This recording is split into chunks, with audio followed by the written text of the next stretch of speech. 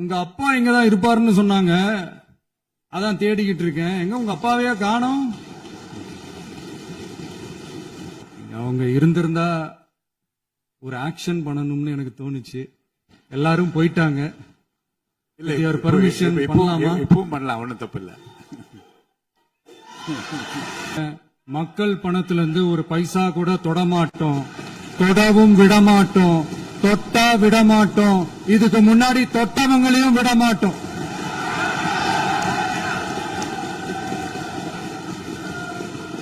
ஒவ்வொரு ஊழலா வெளியில வரும் போலே, ஒவ்வொரு வேஷமா கலைஞ்சிரும் போல, இங்க இருக்கிற நிறைய பேரு நடுங்கி போய்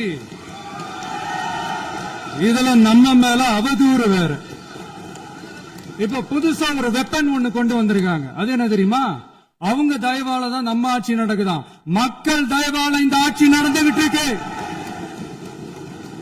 மனசாட்சி உள்ள சக்திகளோட ஆதரவால இந்த ஆட்சி நடந்துகிட்டு இருக்கு. நாங்க தான் அனுப்பி வச்சோம், நாங்க தான் அனுப்பி வச்சோம் அப்படின்றாங்களே.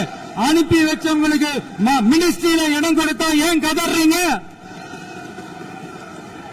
ஏன் இவ்வளவு கோவம்? ஏன் இவ்வளவு கதறல்ஸ்?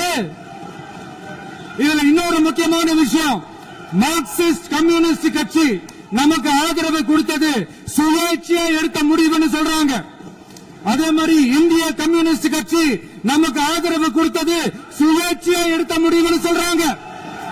இதுல எங்க இருந்து நாங்க தான் அனுப்பி வச்சோம், நாங்க தான் அனுப்பி வச்சோம்னா புரியலையே. மக்களுக்கு நல்லா புரியும், எல்லாத்தையும் தெளிவா பார்த்துக்கிட்டு இருக்கிறாங்க.